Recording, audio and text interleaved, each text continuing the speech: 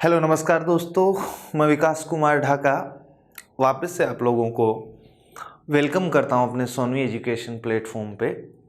तो अपन लोग पढ़ रहे थे समय और दूरी, और लास्ट क्लास में अपन लोगों ने औसत चाल से रिलेटेड कुछ पढ़ा था। तो देखिए आगे कंटिन्यू करते हैं, और नेक्स्ट क्वेश्चन जो आपकी स्क्रीन पे ही उसी पे बेस्ड है। एक व्यक्ति जयपुर से सीकर के लिए 40 किलोमीटर प्रति घंटे की स्पीड से जाता है। गया जयपुर से सीकर जाते वक्त उसकी स्पीड कितनी थी? 40। और सीकर से जयपुर वापस आ रहा है, जो दूरी चल के गया वही दूरी वापस आ रहा है। क्या डिस्टेंस सेम है? लेकिन इस बार स्पीड अलग है, कितनी? 60 किलोमीटर प्रति घंटे। तो औसत चाल बताइए। तो देखो बच्चों, मैंने आपको बताया है औसत चाल का फॉर्मूला। जब एक ही दूरी को दो अलग अलग स्पीड से चले तो दो तो रखना ही रखना है, दोनों को गुना करो और एक बार y को छोड़ दो x, एक बार x को छोड़ दो y। क्या x की जगह 40 और y की जगह 60 रखना है? तो 2 गुना 40 गुना 60 और नीचे 40 प्लस 60 करोगे तो 100 आ जाएगा। 2 जीरो से 2 जीरो कट जाएंगे। 8 गुना 6 48 किलोमीटर प्रति घंटे। ये अपना ऑप्शन आ जाएगा। ये तो मैंने आपको फॉर्मूले से करवा दिया। अब देखो बच्चों, अगर दूरी समान है ना तो आप उसको कुछ भी मान सकते हो। जो दूरी 40 से गया वही दूरी 60 से। तो आप मुझे बताओ, जयपुर से सीकर के बीच की दूरी अपने को पता नहीं, और मैंने एवरेज स्पीड का एक दूसरा फॉर्मूला आपको क्या पढ़ाया है? कुल दूरी बट्टा कुल समय, टोटल दूरी यानी डिस्टेंस अपॉन टोटल टाइम। तो देखो, आप नीचे समय होगा और समय दूरी को चाल से भाग देने पर आता है, ये पता है अपने को। समय बराबर दूरी बट्टा चाल। तो दूरी को, जयपुर से सीकर के बीच की जो दूरी आपको नहीं पता, उसको एक ऐसी संख्या मान लो जिसमें 40 और 60 का पूरा पूरा भाग जाए, ताकि समय भी पूरा पूरा जाए। तो 40 और 60 का एलसीएम बता दो, 120। कितना होगा? 120। तो जयपुर से सीकर के बीच की दूरी आप 120 मान लो, कभी भी आंसर गलत नहीं होगा। 120 जाएगा और 120 वापस आएगा, तो टोटल 120 का डबल कर दो, 240 चला गया। 120 जब गया था तब 40 की स्पीड से गया, तो क्या 3 घंटे लगेंगे? 120 बट्टा 40 कितने घंटे? 3। लेकिन जब वापस आया 120 किलोमीटर तो 60 की स्पीड से, तो क्या 2 घंटे? तो बच्चों नीचे आ गया 5। 5 का भाग दो 120 में, 2 बार 5 दूनी 10, शेष पर बचेगा 2, फिर 24। 24 गुना 2, क्या वापस से अपना आंसर 48 ही आया क्या? तो मैंने यही बताया था, अगर ये फॉर्मूले याद नहीं हो ना तो कुल दूरी बट्टा कुल समय वाला फॉर्मूला हमेशा काम करेगा। और दूरी को आप x या d मानो, क्योंकि अपन ने देखा था बेसिक से कि d कट जाता है, d का कोई रोल नहीं होगा कैलकुलेशन में, तो कैलकुलेशन आसान बन जाए, इसलिए वो दूरी अपन इन दोनों का एलसीएम ले लेते हैं, ताकि उसमें स्पीड का पूरा पूरा भाग चला जाए और टाइम अपने पास कंप्लीट आ जाए नीचे। देखो अगला क्वेश्चन और देखो, अच्छे से समझ जाओगे मैं क्या कहना चाह रहा हूं। इस बार 3 व्यक्ति हैं ABC, एक निश्चित दूरी है कोई भी, ए भी वही दूरी जा रहा है, बी भी वही, सी भी वही, दूरी समान है। ए की स्पीड दे रखी है बच्चों 12, बी की दे रखी है 15, सी की 20। आपसे पूछा है कि औसत चाल। तो देखो दोनों तरीके से वापस से बताता हूं आपको। एवरेज स्पीड, औसत चाल निकालनी है। दूरी समान है ना, तो 3 स्पीड है, तो फॉर्मूला पढ़ाया था मैंने कि 3 से गुना करो और तीनों को आपस में भी गुना करो। 3xyz। एक बार 20 को छोड़ दो तो 12 और 15 को जोड़ दो 27। सॉरी, गुना करना है। क्या करना है? गुना।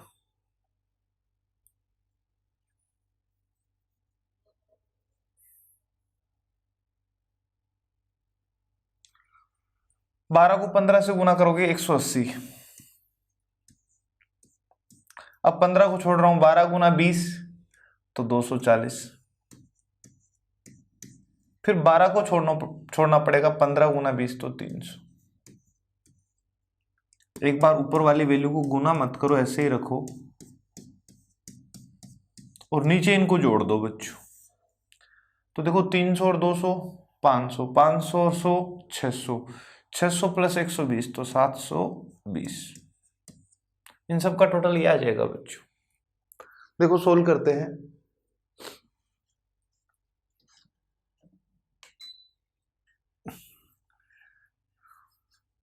जीरो से जीरो, 12 से काटा 6 बार, 3 गुना 2 6, 6 से 6 कट जाएगा। क्या अपना आंसर 15 रह गया। ये तो मैंने आपको फॉर्मूले से बता दिया। फॉर्मूला था 3xyz upon xy plus yz plus zx वाला। क्लियर। लेकिन देखो मैंने क्या कहा कि जो वो दूरी है ना, वो 12, 15 और 20 का एलसीएम मान लो, तो आप कहोगे सर एलसीएम कितना, 60। लेकिन बच्चों 3 बार चलना है तो कुल दूरी 60 का 3 गुना लेना है।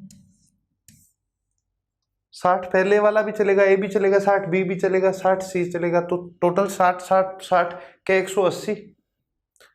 अब मुझे बताओ 60 आप 12 की स्पीड से जाओगे तो क्या आपको 5 घंटे लगे, और 60 किलोमीटर 15 की स्पीड से जाओगे तो 4 घंटे लगेंगे एक को, और 20 की स्पीड से जाओगे तो 3 घंटे। 3 गुना 60 बट्टे 5 प्लस 4 9, 9 और 3 12, 12 से 60 को काट दो 5, 3 गुना 5 15। क्या यही आंसर था क्या? तो देखो कैलकुलेशन कितनी आसान हो गई। तो यही बता रहा हूं मैं, इन फॉर्मूले से करोगे कैलकुलेशन बड़ी हो जाएगी। अगर 4 होगी तो बच्चों 4 को गुना करोगे, फिर 3 3 को गुना करोगे 4 बार, तो बहुत बड़ी कैलकुलेशन हो जाएगी। आप तो क्या करो, एलसीएम को ही दूरी मान लिया करो। 4 है तो गुना 4 कर देना, और सबसे भाग देते जाना स्पीड से इस दूरी को, और नीचे प्लस में लिखते जाना, बात खत्म। ज्यादा आसान होगा, और आप लोग को कुछ रटने की जरूरत भी नहीं पड़ेगी, बस एक अपना पैटर्न है। क्लियर। क्वेश्चन नंबर 8 में आपको पहले ही करवा चुका था। क्वेश्चन नंबर 9 पे आते हैं। एक कार जयपुर से दिल्ली के लिए जाती है, दिल्ली है ना, 90 किलोमीटर पर आवर की स्पीड से। दूसरी कार दिल्ली से जयपुर के लिए आ रही है 80 किलोमीटर पर आवर की स्पीड से। लेकिन इस बार एवरेज स्पीड नहीं पूछी, वरना तो अपन कर लेते। इस बार क्या कर रहे हैं, यदि मिलने के समय तक देखा जाए तो पहली कार दूसरी कार से 180 किलोमीटर अधिक चल चुकी होगी, तो जयपुर से दिल्ली की दूरी बताइए। देखो बच्चों एक चीज ध्यान रखना, इधर देखो बोर्ड पे,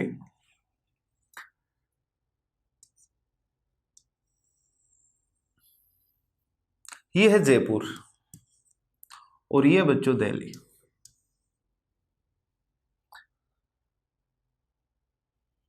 एक कार यहां से चली इधर की तरफ 90 किलोमीटर पर आवर, 1 घंटे में ये चली जाती है 90। ठीक उसी समय दूसरी यहां से चली और ये चलती है 80 की स्पीड से। दोनों जरूर कहीं ना कहीं रास्ते में मिलेंगे। मान लो ये कोई पॉइंट है पी, यहां मिले। अब अपने को पता है एक साथ चले थे और मिलेंगे, मतलब यहां पर भी एक साथ। जैसे मान लो सुबह 8 बजे चले और 10 बजे रास्ते में मिले, तो इधर वाले को भी 8 से 10 2 घंटे हुए हैं, और इसको भी 8 से 10 2 घंटे हुए हैं। यानी जितना टाइम में ये यहां से यहां आई है ना, उतने टाइम में ये यहां से आई। यानी यहां से यहां तक आने में और इसको यहां से यहां तक आने में टाइम हमेशा बराबर लगेगा। हाँ दूरी अलग अलग होंगी बच्चों, जिसकी स्पीड ज्यादा है वो ज्यादा दूरी चलेगी, और जिसकी स्पीड कम है वो कम। ये यहां से चली थी उसी टाइम ये यहां से चली थी, ये भी तब से चली रही है, और यहां पर आकर दोनों एक साथ रुक गई। इसका मतलब क्या, दोनों एक साथ चलना शुरू की थी, एक साथ आके रुकी हैं, तो क्या दोनों को रास्ते में लगा हुआ टाइम हमेशा बराबर होगा कि नहीं? तो आप कहोगे सर हाँ टाइम बराबर होगा। दूरी बराबर होगी कि नहीं? दूरी बराबर तभी होंगी जब दोनों की स्पीड बराबर होती। तो बच्चों स्पीड बराबर होती तो क्या दोनों बीच वाले पॉइंट पे मिलते एकदम से मिड में आके? तो दूरी अलग अलग होगी लेकिन टाइम हमेशा सेम होगा। चलने से लेके मिलने तक का दोनों का टाइम सेम होगा, ये बता रहा हूं। तो एक बार मैंने मान लिया कि दोनों चलने के t घंटे बाद मिलती हैं। कितने घंटे बाद? t। तो ये दूरी बताओ। तो आप कहोगे सर दूरी बराबर होता है स्पीड इंटू टाइम। दूरी बराबर होता है चाल गुना समय। चाल तो कितनी है 90, और समय मान लो कितना है यहां से यहां तक आने का नहीं पता, मैंने t मान लिया, तो 90t। 1 घंटे में 90, तो 2 घंटे अगर होता टाइम तो 90 गुना 2 करते। 3 घंटे होता तो 90 गुना 3 करते, लेकिन t घंटे मान रहे हैं अपन तो नहीं पता क्या है, तो 90 गुना t। यहां तक क्लियर है ना? और टी घंटे में ये यहां से आएगी, टाइम तो वही लगेगा लेकिन इसकी स्पीड कितनी है 80, तो चाल गुणा समय 80 टी ये चलेगी। ये चली 90 टी और ये चली 80 टी, अंतर बताओ तो आप कहोगे सर 10 टी ज्यादा चल ली पहली वाली, एक 90 टी चली और दूसरी 80 टी चली है, तो क्या दोनों के बीच का ये अंतर आएगा? पहले वाली दूसरी वाली से 10 टी ज्यादा चली, लेकिन क्वेश्चन में देखो क्या कह रहा है, मिलने के समय तक देखें तो पहली कार दूसरी से 180 अधिक चलेगी। यानी आप कह सकते हो कि सर ये 10 टी है ना, इसकी वैल्यू एक्चुअल में 180 किलोमीटर है। तो बताओ बच्चों यहाँ से टी की वैल्यू कितनी आ जाएगी? तो आप कहोगे सर टी की वैल्यू आ जाएगी कितनी? 18। एक जीरो से एक जीरो कट जाएगा। अब देखो क्वेश्चन में क्या पूछा है, जयपुर से दिल्ली की दूरी बताओ बच्चों, 90 टी ये है, 80 टी ये, दोनों को जोड़ दो तो 170 टी ये है ना कुल दूरी, और टी की वैल्यू आप निकाल चुके हो कितनी? 18 रख दो, 17 का स्क्वायर 289 प्लस 17 306 और आगे एक जीरो है, 3060 किलोमीटर होगी। और इसीलिए कहते हैं बच्चों 3060 किलोमीटर दूर दिल्ली दूर है, जबकि ऐसा था नहीं, इस क्वेश्चन ने ही ये कहावत बना दी। ठीक है, लेकिन देखो इस क्वेश्चन को करने के लिए आपको इतना परेशान नहीं होना था। ये समझ में तो आ गया होगा आप लोगों को, एक बार मैं फिर से एक्सप्लेन कर देता हूं। जिस टाइम ये यहां से चली उसी टाइम ये यहां से चली है और एक साथ ही आके यहां रुकी है, तो मतलब बीच रास्ते में इनका टाइम हमेशा सेम होगा, नहीं पता कितना। मान लो टी घंटे बाद मिली है, ये 1 घंटे में 90 जाएगी तो 2 घंटे में 90 गुना 2 तो टी घंटे में 90 गुना टी, चाल गुना समय ये दूरी, ऐसे इसकी चाल गुना वही टी समय, तो ये वाली दूरी, ये 90 टी ये 80 टी, तो अपने अकॉर्डिंग देखें तो अंतर 10 टी का है, ये 10 टी ज्यादा चली, लेकिन क्वेश्चन में कह रहा है 180 ज्यादा चल ली, तो टी बराबर कितना आ गया 18। आपको कुल दूरी पूछी है तो 90 प्लस 80 170 टी की जगह मैंने वैल्यू पुट कर दी 18, 3060। क्लियर? मैंने आप लोगों को एक बात बताई थी, जब अपन टाइम एंड वर्क पढ़ रहे थे, यहां पर भी ध्यान रखना, स्पीड बराबर होता है डिस्टेंस अपॉन टाइम। तो याद रखना बच्चों, जो रेशियो स्पीड का होगा वही रेशियो डिस्टेंस का होता है, लेकिन टाइम का रेशियो इसका उल्टा होता है, रेसिप्रोकल, व्युत्क्रम समानुपाती, व्युत्क्रमानुपाती, उसकी बात कर रहा हूं। अगर डिस्टेंस ज्यादा है, टाइम फिक्स है, तो आपको स्पीड बढ़ानी पड़ेगी, उतने ही टाइम में पहुंचना है। अगर डिस्टेंस को कम कर दूं और टाइम आपके पास उतना है तो आप कम स्पीड से पहुंच जाओगे वहां पर। तो कहने का मतलब डी बढ़ाना है तो एस भी बढ़ेगा और डी कम करोगे तो एस भी करेगा। एक वैल्यू के बढ़ाने पे दूसरी बढ़े, एक के घटाने पे दूसरी घटे, तो वो क्या होते हैं? समानुपाती होते हैं। तो जो रेशियो स्पीड का होगा वही किसका, जैसे मैं आपको कह दूं मेरी और आपकी स्पीड का अनुपात 8:9 है, 2 घंटे में आप कितने जाओगे? 16, और मैं कितना जाऊंगा? मेरा 9 है तो मैं जाऊंगा 18। 16 और 18 का रेशियो लेना है, 2 वापस से कट जाएगा, 8 और 9 ही आएगा ना, लेकिन टाइम का रेशियो उल्टा हो जाता है। ये चीज अपने को ध्यान रखनी। तो आप मुझे बताओ, इस क्वेश्चन को अगर अपन करें तो फर्स्ट ट्रेन की बात कर रहा हूं मैं और इधर बात कर रहा हूं सेकेंड ट्रेन की, कार है क्या? Sorry car. बात करते हैं स्पीड की। पहली कार की स्पीड दे रखी है 90 किलोमीटर प्रति घंटे और इसकी दे रखी है 80। एक जीरो से एक जीरो कट जाएगा, अनुपात आ गया 9:8। अब मैंने कहा जो रेशियो स्पीड का होगा वही किसका होगा? डिस्टेंस। जितने समय में ये 9 किलोमीटर जाएगी तो ये यहां से इधर से कितना आ जाएगी? 8। तो देखो सारी चीजें निकालता हूं मैं, दोनों के द्वारा चली गई दूरी का अंतर 1 और दोनों मिलाकर कुल कितनी दूरी चली, तो आप कहोगे सर 9 + 8 कितना? 17। बच्चों क्वेश्चन में अपने को दोनों के द्वारा चली गई दूरी का अंतर ही दे रखा है क्या, कितना अधिक चली, तो अपने अकॉर्डिंग अंतर 1 यूनिट की वैल्यू 180 है तो 17 यूनिट की वैल्यू निकालनी थी। कुल दूरी पूछ रहे हैं ना, तो 17 × 180। अब बच्चों बात वही है, 3060 ही आ जाएगा। 180 को 17 से गुना करो या 170 को 18 से करो, एक जीरो ही तो है, बाकी गुना तो 17 × 18 ही करना है, तो आंसर आ जाएगा। तो रेशियो से इस क्वेश्चन को करोगे बड़ा आसान हो जाएगा। समझ आई बात? मैं वापस से बता रहा हूं, ध्यान से समझो, बहुत ही अच्छा तरीका है ये, आगे भी क्वेश्चंस में अपन अप्लाई करेंगे। जिसकी स्पीड 90 है, इसकी स्पीड 80 है, तो 90 और 80 का अनुपात 9:8। 9:8 स्पीड का रेशियो है। मैंने अभी आपको बताया जो रेशियो स्पीड का होगा वही डिस्टेंस का होगा। टाइम का उल्टा होता है, बस टाइम का होता है तो 8:9 कर देते हैं, उल्टे कर देते हैं इसे। तो जितने समय में ये 9 किलोमीटर इधर से चल के आएगी, ये 8, क्या ये एक ज्यादा चल के आई? अपने अकॉर्डिंग कितनी ज्यादा चल के आई? एक, और दोनों मिलाकर कितनी चल रही? 17।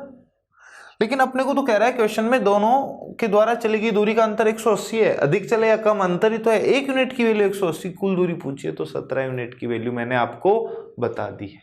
समझ में आ गई बात? तो देखो आगे चलते हैं क्वेश्चन नेक्स्ट पे। दो व्यक्ति हैं, क्वेश्चन पढ़ो बच्चों, बहुत अच्छा क्वेश्चन है, एक बार आप लोग पढ़ें इसे। क्या है क्वेश्चन को समझना है आपको, करना नहीं है।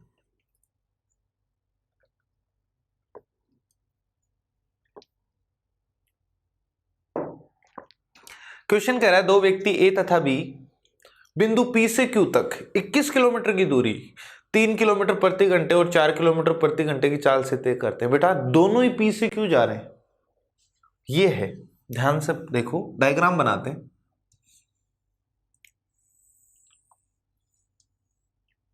ये तो अपना पी पॉइंट और ये है अपना क्यू पॉइंट,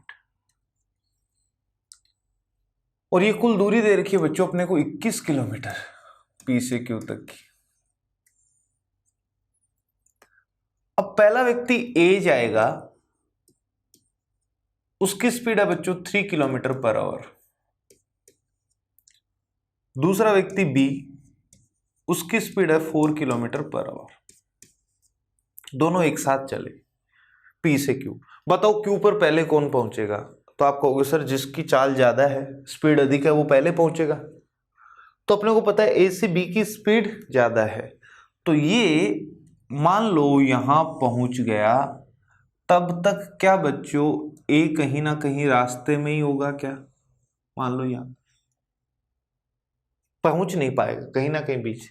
आगे क्वेश्चन पढ़ो, बी जैसे क्यू पे पहुंचता है तो मान लो ए यहां गया, वापस चलना आरंभ कर देता है, ये यहां से मुड़ जाता है और इधर वापस चलना प्रारंभ कर देता है, ये भी थोड़ा और आगे बढ़ेगा और मान लो यहां पर ये मिल गए इस पॉइंट पे। इस पॉइंट को नाम दे रखा है क्वेश्चन में, दोनों सी बिंदु पर मिलते हैं। तो आपसे पूछा है पी से सी की दूरी बताओ, ये क्वेश्चन का डायग्राम बनेगा। दोनों ही पी से क्यू जा रहे हैं, एक साथ चल रहे हैं, दोनों स्टेशन के बीच की दूरी 21। अब ए की स्पीड कम है, बी की ज्यादा, तो बी पहले पहुंचेगा, लेकिन ये रुकता नहीं है, वापस चलना प्रारंभ कर देता है और रास्ते में आते हुए ए को सी पर मिलता है। आपको पी पॉइंट से सी की दूरी बतानी। अब देखो मैंने आप लोगों को क्या बताया, जैसे कोई भी टाइम मान लें आप अपने हिसाब से, सुबह 6 बजे चले थे और कोई भी टाइम मान लो कि उतने बजे यहां मिले, जैसे 11 बजे मिले, सपोज करो, कुछ मान लो, तो 6 से 11 इसको भी 5 घंटे हो गए चले हुए, और ये भी 6 से जाके वापस यहां तक 11 बजे ही पहुंचा है ना, मिले 11 बजे, फिक्स टाइम पे मिलेंगे, तो इसको भी 5 घंटे, लेकिन दूरी अलग अलग होगी, इसने कम दूरी चली है, इसने ज्यादा। तो एक बार वापस से वही मान लिया मैंने कि दोनों टी घंटे बाद मिलते हैं, बेसिक से बता रहा हूं। तो बताओ बच्चों ए कितनी दूरी चलेगा? ए चलेगा पी से सी तक टी घंटे में। कितनी चलेगा? पी से सी टी घंटे में। 1 घंटे में 3, तो टी घंटे में 4 गुना समय ये दूरी चल लेगा। ऐसे बात करें बी के द्वारा टी घंटे में चली गई दूरी, तो देखो बच्चों बी ने दूरी क्या चली है, पहले तो पी से क्यू चला गया था, फिर प्लस क्यू से वापस सी आया है। पहले तो पी से क्यू गया और फिर क्यू से वापस मुड़ के कहां तक आया है? सी तक। इसकी स्पीड कितनी है? 4, और टाइम आपने टी माना है, तो 4 गुना समय ये दूरी ये चला। इन दोनों समीकरण को जोड़ दो बच्चों, तो देखो पी क्यू तो है ही, प्लस पीसी प्लस क्यूसी, इन दोनों को जोड़ोगे तो वापस पी क्यू बन जाएगा। पीसी प्लस क्यूसी, ये और ये, इन दोनों को जोड़ोगे तो क्या वापस से पी क्यू के बराबर आ जाएगी, और राइट साइड में आ जाएगा बच्चों 3t प्लस 4t, तो 7t। अब क्या P Q plus P Q 2pq, और पी से क्यू तक की दूरी अपने को पता है कितनी है बच्चों? 21।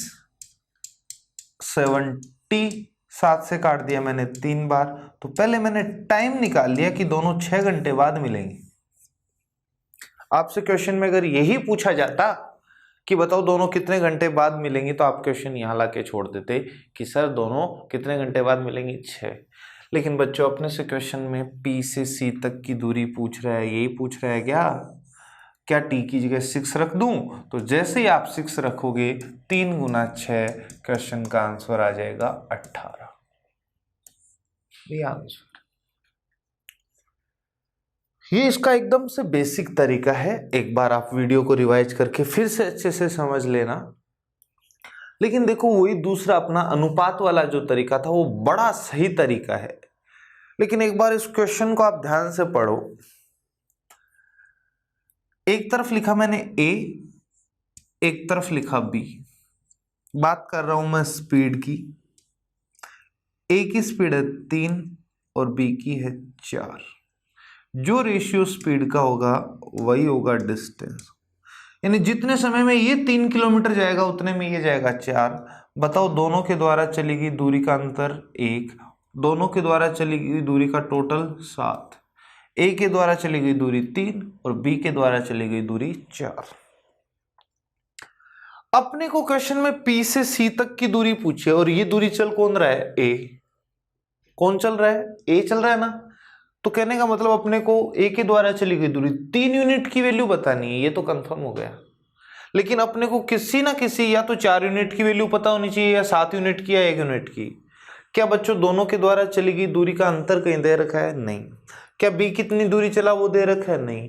क्या दोनों के द्वारा चली गई दूरी का टोटल दे रखा है? क्या दे रखा है क्वेश्चन? मुझे बताओ इस क्वेश्चन की लैंग्वेज पढ़कर कि दोनों मिलकर कुल कितनी दूरी चल रही है बच्चों, ये बता दो आप। 21 या फिर 42, दोनों मिलकर टोटल कितनी दूरी चलेंगे? तो आपका आंसर 42 होगा बच्चों। ध्यान रखना कैसे होगा। देखो अरे भाई 21 किलोमीटर तो ये अकेला ही चल लिया था ना, फिर ये वापस यहां तक आया और ये तब से यहां आ रहा है, मतलब दोनों मिलकर एक बार 21 और प्लस अकेला 21, दोनों मिलकर 42 किलोमीटर चले, ये कह सकता हूं। और अपने अकॉर्डिंग दोनों मिलकर कितने चलेंगे? 7। तो आपने कहा सर 7 यूनिट की वैल्यू कितनी है? 42। तो 1 की वैल्यू 6, मुझे A के द्वारा चली गई दूरी निकालनी है, तो 3 यूनिट की वैल्यू, इसको भी आप 6 से गुना कर दो, ये इसका 6 टाइम बैठा है ना, तो 6 से गुना कर दो 18। ये लो आंसर। तो इस तरीके से ध्यान रखना, कभी कभी डायरेक्ट जैसे पीछे वाले क्वेश्चन में तो मिलने तक वो उससे उतनी अधिक चलती है 180 किलोमीटर, तो वो तो अंतर था बच्चों। लेकिन इस बार ना तो A ने कितनी चली वो तो पूछ रहा है, ये P से C तक, B की दूरी भी नहीं दे रखी, दोनों का अंतर भी नहीं दे रखा, लेकिन क्वेश्चन में कहीं ना कहीं इशारों में इसने ये कह दिया कि कुल दूरी कितनी है। P से Q तक की दूरी 21 थी, एक बार B खुद पूरा चल चुका है 21, फिर वो वापस मुड़ के आया और ये इधर से आया यहां तक, तो दोनों का जोड़ के एक बार फिर 21 हो गया, तो 21 प्लस 21 कितना? 42। ये कहना चाह रहा हूं। क्लियर? तो क्वेश्चन बड़ा ही आसान हो गया, कोई जरूरत नहीं थी इनकी। चलो अगला क्वेश्चन देखो, क्वेश्चन नंबर 11 बच्चों। पढ़ो क्वेश्चन आपके सामने। एक सिपाही किसी चोर का पीछा कर रहा है, चोर से 100 मीटर पीछे है। सिपाही तथा चोर की चालों का अनुपात ये, तो पकड़े जाने तक चोर कितनी दूरी तय करेगा? मैंने बताया जो स्पीड का रेशियो होता है वही डिस्टेंस का। ध्यान दो, फिर से मैं आपको बेसिक से सिखा रहा हूं। यहां पर है पुलिस अपनी और ये है चोर, चोर से 100 मीटर पीछे खड़ी थी। चोर यहां से भागेगा आगे और पुलिस यहां से इसका पीछा करेगी, और मान लो इस पॉइंट पे पुलिस और चोर दोनों एक साथ हैं, तो कहने का मतलब यहां के ये पकड़ा जाएगा। अब पकड़े जाने तक चोर ने तो ये दूरी चली और पुलिस ने यहां से यहां तक चली, ये इससे 100 मीटर पीछे था। क्वेश्चन ये कह रहा है चोर भागेगा। अब आप जितना समझदार तो है नहीं कि ये पुलिस की तरफ भागेगा, अपने को ओबीएस सी बात है समझना, इधर दूसरी तरफ ही भागेगा। चोर ने यहां से भागना शुरू किया, यहां आया, उतने ही समय में पुलिस यहां से भागकर यहां आ जाएगी, तो पकड़ा जाएगा। ये कह रहा हूं ना, तो टाइम तो सेम होगा। जितना टाइम चोर को यहां से यहां तक आने में लगा, उतने ही समय में पुलिस यहां से यहां पहुंच गई। आपको क्वेश्चन में पूछ रहा है चोर के द्वारा चली गई दूरी, तो देखो एक बार पुलिस और चोर दोनों की स्पीड का रेशियो बता दो, कितना दे रखा है? 5:4। तो आप कहोगे सर जो स्पीड का रेशियो होता है वही किसका होता है? डिस्टेंस का, दूरी का। ये 5 चलेगा ये 4 दौड़ेगा, दोनों मिलाकर कितने दौड़े 9, लेकिन पुलिस चोर से कितनी ज्यादा दौड़ी 1। अब देखो क्वेश्चन में क्या दे रखा है, 9 यूनिट की वैल्यू दे रखी है कि 5 यूनिट की या 1, 4 यूनिट की तो पूछ रहा है बच्चों, पूछ रहा है ना चोर के द्वारा चली गई दूरी। तो देखो ये जो 100 मीटर क्या है, एक बात बताओ, चोर को तो यही दूरी भागनी पड़ी, जबकि पुलिस को तो यहां से यहां तक पूरा आना पड़ा, तो क्या 100 मीटर एक्स्ट्रा चलना पड़ेगा क्या इसको पकड़ने के लिए? जितना फासला है उतना ही तो ज्यादा चलना पड़ेगा। तो ये 100 मीटर जितना पीछे था वो कुछ नहीं है, दोनों के द्वारा चली गई दूरी का अंतर है। यानी कि 1 यूनिट की वैल्यू कितनी है 100, चोर के द्वारा चली गई दूरी तो 4 यूनिट की वैल्यू कितनी 400 मीटर। एक यहां पर 0 लगा लेना बच्चों, हाँ 400 मीटर हो जाए, चोर के द्वारा चली गई दूरी कितनी हो जाएगी 400 मीटर। क्लियर है ना? तो इस तरीके से इस क्वेश्चन का आंसर आ जाए। तो ये रेशियो मेथड बहुत ही अच्छा है बच्चों। अब देखो वापस है तो रेशियो, लेकिन इस बार आपको थोड़ा सा बदलना पड़ेगा। स्पीड और डिस्टेंस का रेशियो तो सेम होता है, लेकिन स्पीड के रेशियो से टाइम का निकालना तो उल्टा करना होता है, ये ध्यान है। एक व्यक्ति अपनी वास्तविक चाल की 6/7 चाल से चले ना, तो जहां पहुंचना था उस स्थान पर वो पहले से 24 मिनट लेट पहुंचेगा। अब लेट पहुंचे या पहली है तो दोनों टाइम का अंतर ही ना बच्चों। तो आपसे पूछा वास्तविक चाल से लिया गया समय बताइए। देखो कितना मजा आएगा क्वेश्चन को करने में। एक तो बच्चों वास्तविक, और एक जो यूज में ले रहे हैं, प्रयोग में लीजिए वो, और वो चाल हो सकता है या समय हो सकता है। पहले बात करते हैं अपन चाल की। जो प्रयोग में ले रहा है, चल रहा है, वो यूज्ड जो चीज यूज कर रहा है, जो स्पीड हो या टाइम, वो इसकी 6/7, एक ऐसी संख्या जिसका 6/7 निकालना आसान हो, तो हर में क्या है 7, इसको 7 मान लो तो ये 6 हो जाएगी। भाई इसको 1 मानोगे तो ये 6/7 होगी, मानो मानते हो कि नहीं? फिर 7 से गुणा करूंगा भिन्न को गायब करने के लिए, इधर 7 आ जाएगा और इधर 7 से 7 कट जाएगा, ये कर लेना। लेकिन इस बार बात टाइम की हो रही है, तो क्या टाइम का रेशियो उल्टा कर दें? वास्तविक टाइम अगर 6 होता तो उसको कितना लग रहा होता अब 7। तो बताओ अपने अकॉर्डिंग क्या वो 1 मिनट लेट होता क्या?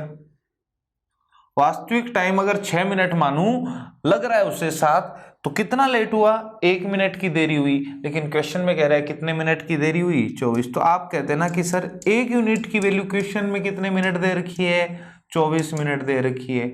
आपको वास्तविक चाल से लिया गया समय पूछ रहा है, तो 6 यूनिट की वैल्यू बतानी है, तो 6 गुना 24, क्या बच्चों 144 मिनट आ जाएगा क्या? तो क्वेश्चन का आंसर 144 मिनट। रेशियो से खत्म कर दिया करें, कोई दिक्कत नहीं आएगी आप लोगों को। अगला क्वेश्चन देखिए स्क्रीन पे आपके सामने क्या है। एक व्यक्ति एक निश्चित दूरी को 45 किलोमीटर पर आवर की स्पीड से 40 मिनट में तय करता है। इसी दूरी को 30 मिनट में तय करनी है, तो चाल को कितनी बढ़ानी होगी? अब देखो आप लोग करते क्या हो, सर वो दूरी निकालता हूं मैं, तो देखो स्पीड कितनी है 45 किलोमीटर प्रति घंटे, तो बच्चों फिर अपने को टाइम को भी घंटे में बदलना पड़ता है, 2/3। अब दूरी निकाल लेंगे, दूरी बराबर होता है चाल गुना समय, 3 से काट दो 15, 15 गुना 2, 30 किलोमीटर गया है वो। कितना गया है 30। अभी कह रहा है इसी दूरी को अब उसे आधे घंटे में चलना है, 30 मिनट का मतलब आधा घंटा। तो बताओ उसकी स्पीड क्या होनी चाहिए पहले तो ये तो पहले वाली स्पीड थी, अब नई स्पीड आएगी।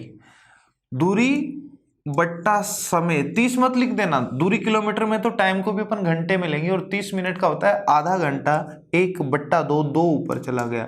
क्या बच्चों वो 60 की स्पीड से चलेगा, यानी 1 घंटे में 60 जाएगा तो आधे घंटे में 30 ही चला जाएगा। लेकिन इस बार ये नहीं पूछ रहा कि उसकी चाल क्या होनी चाहिए, आपको पूछ रहा है कि आधे घंटे में चलने के लिए स्पीड को कितना बढ़ाना पड़ेगा। वास्तव में वो 45 से जा रहा था, लेकिन आधे घंटे में पहुंचना है तो 60 की स्पीड से जाना पड़ेगा, यानी इन दोनों का अंतर बताना है। तो क्या अंतर बच्चों 15 किलोमीटर प्रति घंटे का आ रहा है क्या? तो अपना आंसर क्या हो जाएगा ए। लेकिन देखो इस बार एक स्पीड तो पता है, दूसरी स्पीड नहीं पता, तो स्पीड का रेशियो तो अपन ले नहीं सकते। लेकिन देखो, पहले तो उसे जाना था 40 मिनट में, जा रहा था वो, अब जाना है उसे 30 मिनट में वही दूरी। तो ये समय का रेशियो आ गया। पहले जो दूरी वो 4 सेकंड में या 4 मिनट में जा रहा था, अब वो कितने में, 3। रेशियो ले लिया मैंने।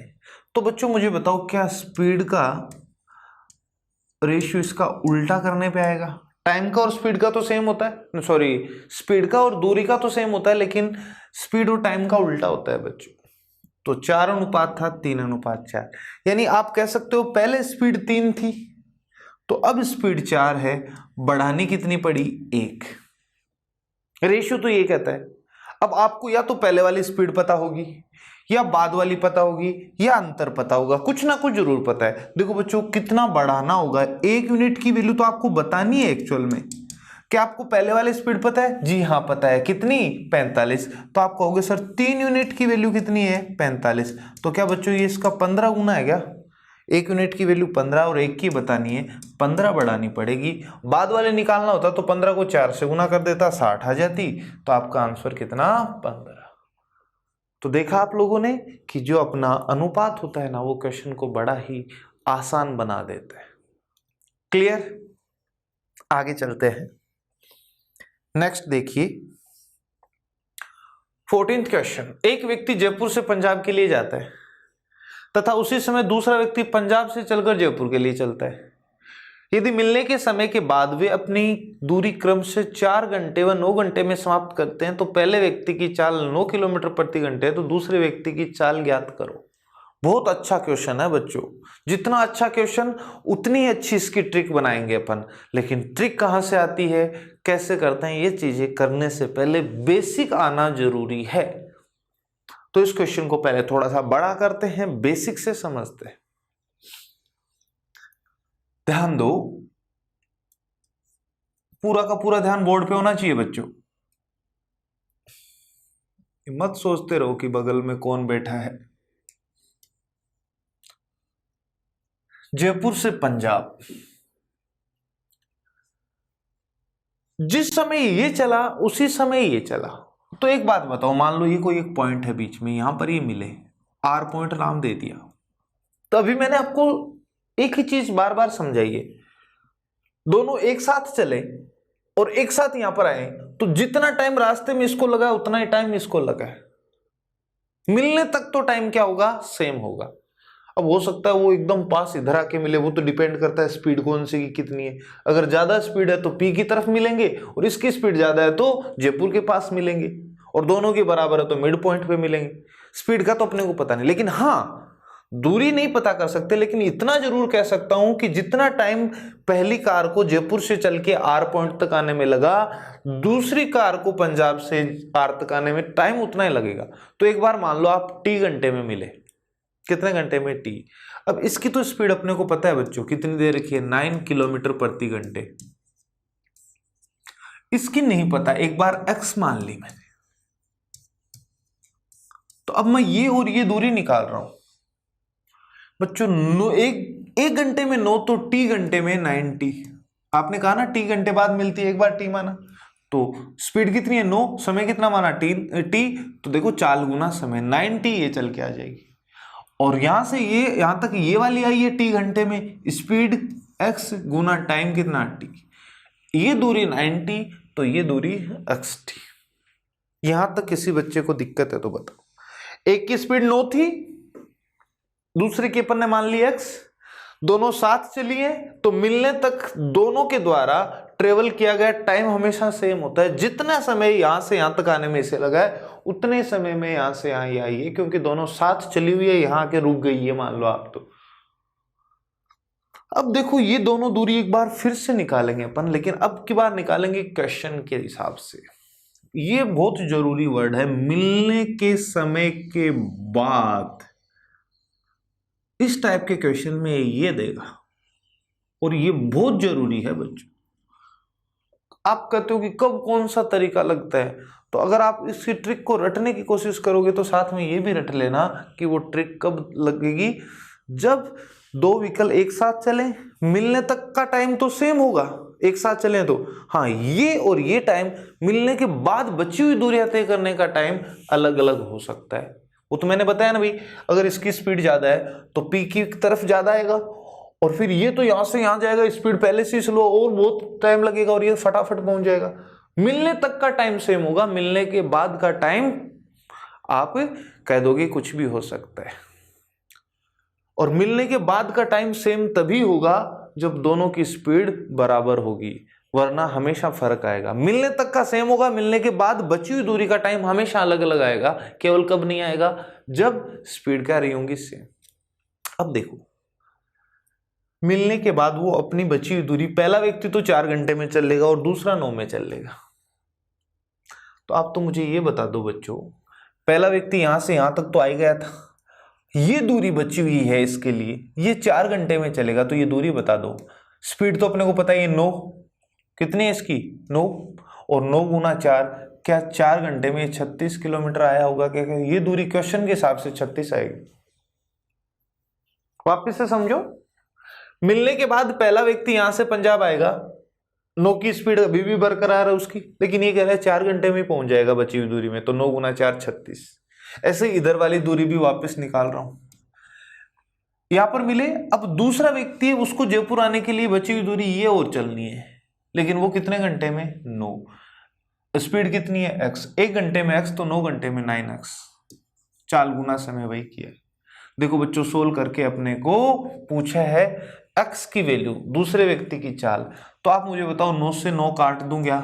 यहां से आ गया t बराबर x, क्या इस t की जगह मैं x लिख दूं तो x into x, x square बराबर कितना आ गया 36, तो x बराबर 6 किलोमीटर प्रति घंटे। अपना ऑप्शन ए। बच्चों, कभी भी मिलने के बाद क्वेश्चन में क्या दिखेगा, ध्यान से समझो। दो व्यक्ति दो अलग अलग पॉइंट से एक साथ चले, मिले, यहां से यहां तक, यहां से यहां तक का टाइम बराबर होगा, भले स्पीड कुछ भी रही हो, कोई फर्क नहीं पड़ता। अगर स्पीड बराबर होगी तो मिड पॉइंट पे मिलेंगे, अलग अलग होंगी तो जिसकी स्पीड ज़्यादा होगी वो ज़्यादा दूरी तय करके दूसरे पॉइंट के पास चली जाएगी और वो उसके नज़दीक रहेगी।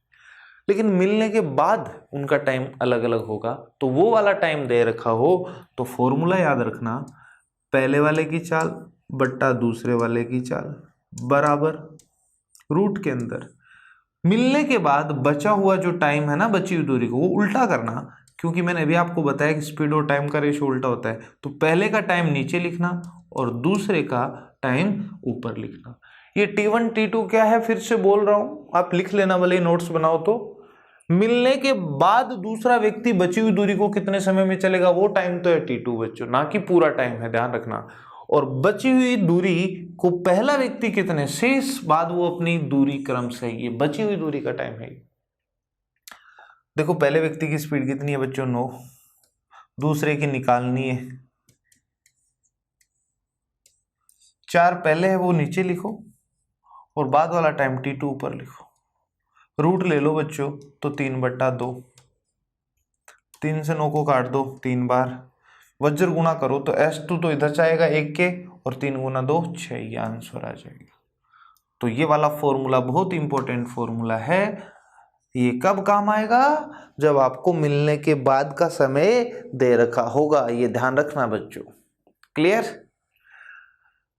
देखो, एक क्वेश्चन और कर लेते हैं इस पे, फिर खत्म करते हैं आज की क्लास। एक कार ए से बी के लिए तथा उसी समय दूसरी कार बी से ए के लिए सेम टाइम पर चली, एक ए से आ रही है एक बी से, वे दोनों का स्थान ए और बी के बीच में कहीं मिलती है। मिलने के बाद वो अपनी यात्राओं को क्रमशः 3 घंटे और 1 घंटे 20 मिनट में पूरी, मिलने के बाद का टाइम है ना, ये देखो वापस से, मिलने के बाद अपनी यात्राओं को, मतलब शेष बची दूरी को, एक तो 3 घंटे में और दूसरी 1 घंटे 20 मिनट में, उनके द्वारा लिए गए समय का, मैंने आपको क्या बताया, स्पीड का अनुपात है, निकल के आएगा।